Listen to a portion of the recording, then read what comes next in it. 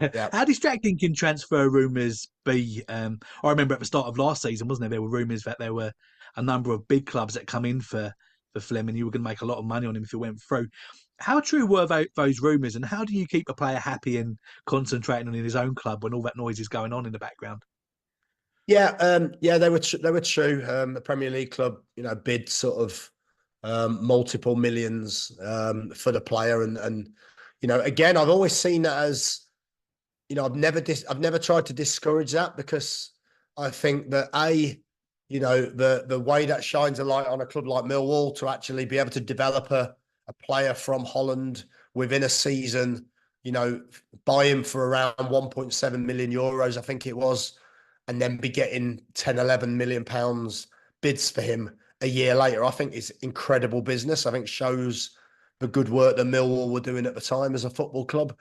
And also changed perceptions slightly. So yeah, it was absolutely true. I think that it's really distracting, if I'm being honest.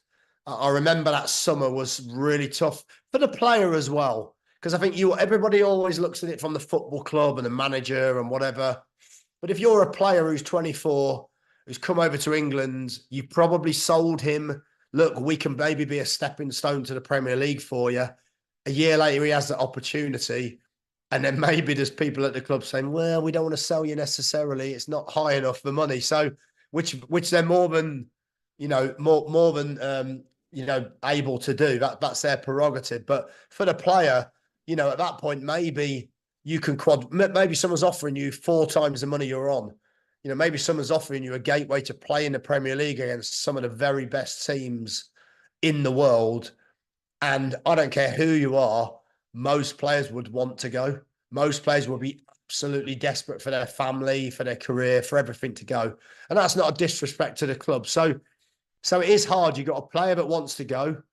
You've got a player that's not necessarily in Zian's case, but just generically a player that would be distracted, no matter how much they think they're not, they are distracted. And you've maybe got 3. And what these things tend to do, they tend to become protracted over 3, 4, 5 weeks. Because what happens is a Premier League club will bid. They then don't want to look too keen when you turn it down. So they then just wait 2 weeks before they bid again. And everyone's sat there going, what's happening? And then they've got the power to do that. So the player's stuck there for 2 weeks. Everyone's talking around the training ground because it's kind of the elephant in the room.